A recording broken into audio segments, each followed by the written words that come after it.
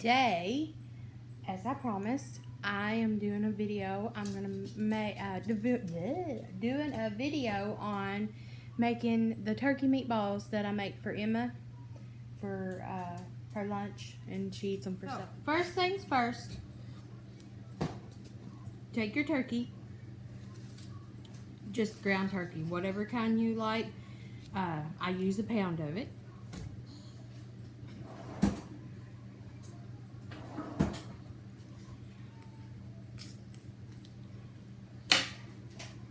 Put that in your mixing bowl.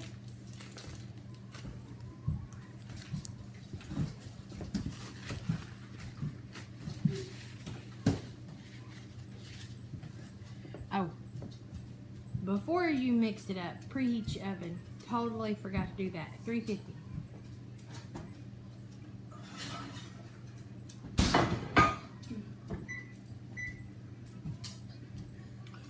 Alright, so I don't measure. I'm the kind of cook that I don't measure unless I'm doing a new recipe.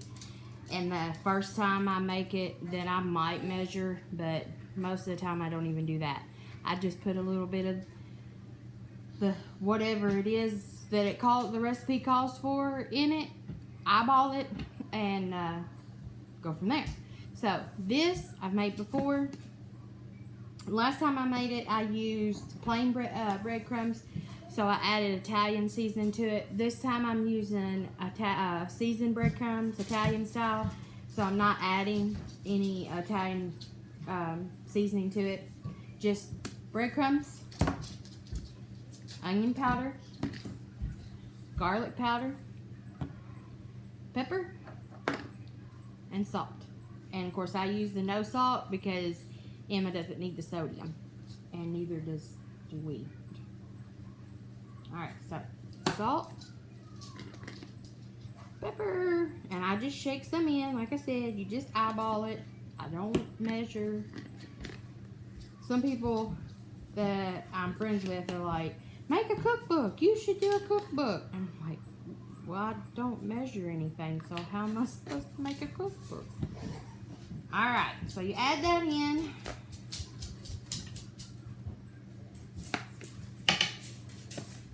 And you add your breadcrumbs.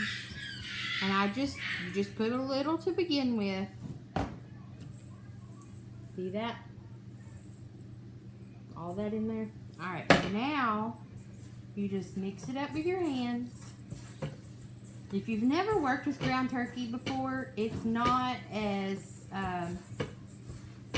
thick, I guess you could say, as like ground beef is. It's got a thinner, like a soft, let's say that, softer consistency to it. So you don't have to put very much of anything for it to hold together. You know, breadcrumbs, if you want to put egg in it, you can, like you do meatballs. I don't, not in the turkey, because it holds together better than ground beef does. At least I think it does. Alright, so once you get it mixed up, then you take a little bit out, pinch a little bit off. I do about that size. And then you roll it up in a ball. See how it does. If it's the right consistency that you want, it holds together well, then you've got enough of your seasoning, enough of your breadcrumbs. Whoops. Splat. So you can start making your meatballs. So I will get these rolled up and get them on the pan. Oh, spray your pan too, so they won't stick. So I'll get these rolled up and on the pan, and then I'll show you what they look like.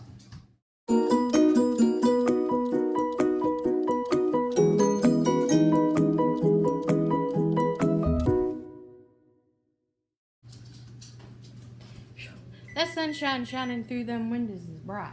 Alright, so I got the meatballs rolled up and they're on the cookie sheet. So that's what they look like. They are not a consistent size. But honestly, I'm not too worried about that. I don't pay much attention to that. Alright, they're in the oven. So I'm gonna set my time for 10 minutes. And when the 10 minutes is up, I'll check them and see what they look like. And see if they need more time, how much more, and then I'll just guess on the time. This is the second time I've made these meatballs. I usually make beef meatballs for us, but it's the second time I've made the turkey ones, and going to be brutally honest, I did not pay attention to how long or remember or write down how long they cooked last time, so hopefully this time I'll remember to write it down. I will bring you guys back when they're done.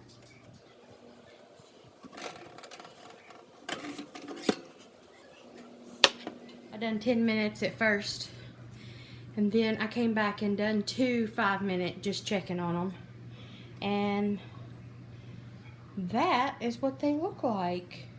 You can see how brown they are, how brown that one is. So these will sit out on my counter and cool. Emma will probably have some for lunch today, since it's almost lunchtime. But anyways, so these will sit out on my counter and cool. Once they are fully cooled, I will put them in the freezer on this pan and flash freeze those.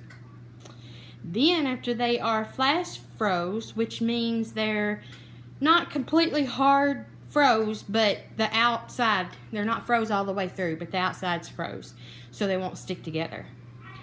After they're flash froze, then I will put them in a Ziploc bag, and they go in the freezer. And whenever I want to fix them some, I pop some out on a plate, pop them in the microwave for 30 seconds, and they're done. Yummy, yummy. So thanks for watching, guys. If you like what you see here, make sure you hit that thumbs up.